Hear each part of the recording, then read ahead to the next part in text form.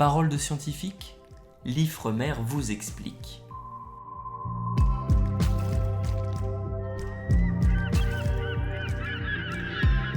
Et oui, vous avez entendu la musique, votre podcast de décryptage scientifique est de retour. Et aujourd'hui, on s'attaque à un sujet qui est fondamental. On vous parle ici régulièrement de l'objectif d'une pêche plus durable. Eh bien, pour tendre vers une pêche plus durable, il faut relever un défi de taille. Réussir à concilier pêche de fond et préservation des écosystèmes marins. Ce défi stimule de nombreux travaux de recherche à l'Ifremer. Alors ce que je vous propose aujourd'hui, c'est de débroussailler le sujet, avec une scientifique pour qui tout cela est bien plus clair, de manière à avoir en tête les points clés et les principaux constats scientifiques. De quoi fonder nos réflexions sur de bonnes bases finalement. Notre scientifique du jour, je vous la présente tout de suite, c'est Sandrine Vaz, qui est chercheure en écologie marine à l'Ifremer. Bonjour Sandrine. Bonjour Théo. Alors Sandrine, première question, est-ce qu'aujourd'hui en France, il existe des zones qui sont fermées à la pêche de fond ? Alors, le chalutage de fond est interdit au-delà de 1000 mètres de profondeur en Méditerranée depuis 2010 et au-delà de 800 mètres dans les eaux européennes de l'Atlantique depuis 2016. Ok. En octobre dernier, l'Union européenne a également interdit de pêcher en dessous de 400 mètres dans certaines zones qualifiées de sensibles avec tout type d'engin ayant un contact avec le fond. Alors, ça peut être des chaluts de fond, des dragues, les filets maillants de fond, les palangres de fond, les casiers et les pièges qui peuvent également être posés sur le fond. Ces 87 zones sont connues pour leur écosystème vulnérable et couvrent près de 16 500 km² au large du Portugal, de l'Espagne, de la France et de l'Irlande. Ok. Alors, ces écosystèmes abritent des colonies d'éponges, des stylos de mer, des requins, des poulpes à oreilles, des coraux d'eau froide, ainsi que des poissons qui ont une maturité sexuelle très tardive. D'accord. En dehors de ces zones et au-dessus de 800 mètres, la pêche aux engins de fond est autorisée dans l'ensemble des eaux européennes, y compris d'ailleurs dans les aires marines protégées. Oui. En fait, moins de 1% des zones métropolitaines classées comme aires marines protégées sont actuellement concernées par une protection forte qui implique des restrictions de pêche. Et dans la zone côtière, le chalutage est normalement interdit dans la bande des 3000 marins, mais il existe de nombreuses dérogations saisonnières locales qui sont accordées pour certains métiers de pêche, et généralement le dragage de coquilles est autorisé. Ok. Mais est-ce qu'on peut protéger les fonds marins sans interdire durablement la pêche de fond ? Alors tout dépend de l'objectif de cette protection.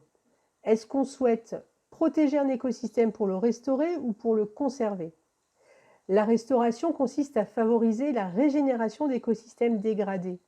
Pour restaurer des écosystèmes très impactés par la pêche de fond, il convient de diminuer suffisamment la pression de chaque type d'engin, aussi bien en termes de fréquence que de surface balayée, pour atteindre et maintenir un bon état écologique sans nécessairement avoir à fermer totalement la zone à la pêche de fond. Ouais, d'accord.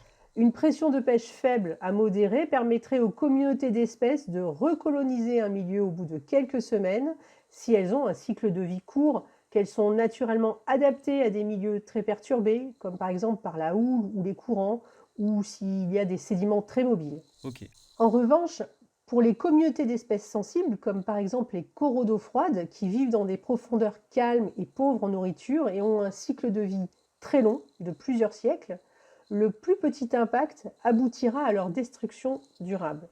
Ouais. Pour ces espèces moins résilientes et se trouvant dans des écosystèmes encore intacts, l'objectif doit tendre vers la conservation. Dans ce cas, seule une interdiction durable, voire définitive de la pêche de fond permettra de les préserver. Mais avant de fermer une zone de pêche, il importe de mesurer toutes les conséquences de cette décision.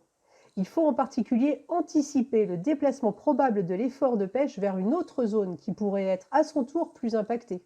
Il faut prendre en compte également les risques de nouveaux conflits d'usage ou d'une consommation accrue de carburant. Pour limiter ces risques, la fermeture pourrait ainsi être assortie d'une réduction de l'effort de pêche équivalente à celui qui était présent dans la zone à fermer.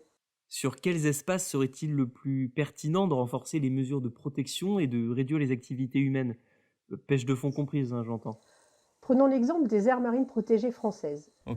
D'ici 2030, 10% de leurs superficies seront soumises à un régime de protection forte. Oui. Réserver ces 10% aux seules terres australes et antarctiques françaises ou d'autres zones peu pêchées serait certes beaucoup plus simple à mettre en place. Cela permettrait aussi certainement d'empêcher à titre préventif l'exploitation de ces espaces encore vierges, mais ça n'aurait que très très peu d'intérêt pour limiter l'érosion actuelle de la biodiversité dans les zones exploitées. Ouais, d'accord. Dans l'idéal, la communauté scientifique préconise que les sites choisis soient représentatifs de la diversité des habitats marins, que ce soit les hotspots très riches en espèces à des habitats plus communs, mais essentiels à la vie des espèces exploitées. Idéalement, elle pourrait être choisie pour prendre la forme d'un réseau cohérent et connecté qui favoriserait la résistance des espèces dans le contexte du dérèglement climatique. D'accord, mais finalement, comment concilier la protection de la biodiversité et l'exploitation par la pêche? Alors, nous devons considérer plus étroitement les enjeux de protection de la biodiversité marine et de durabilité des pêches. Oui.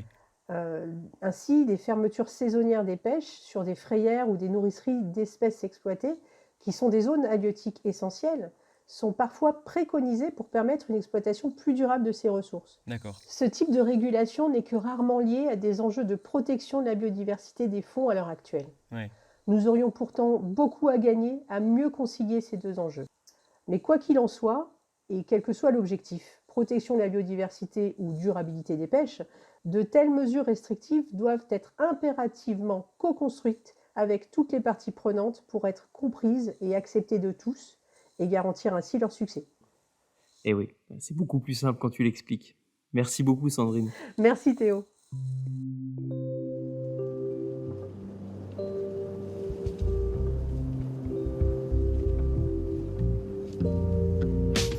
Et bien voilà, on est arrivé au bout de cette parole de scientifique, la première de 2023. J'espère que vous repartez mieux armés pour appréhender ces questions liant pêche de fond et préservation des écosystèmes marins. Le sujet est complexe, mais vraiment central pour les années à venir. En tout cas, pour moi, c'était un plaisir de vous retrouver. Ce que je vous propose, comme d'habitude, c'est de nous laisser vos remarques et questions sur l'émission directement en commentaire sur les réseaux sociaux. Promis, on lira tout. Et si vous souhaitez qu'on traite un sujet en particulier lors d'une prochaine émission, eh bien, vous savez où nous trouver. À très bientôt pour un nouvel épisode de Paroles de scientifiques. Salut!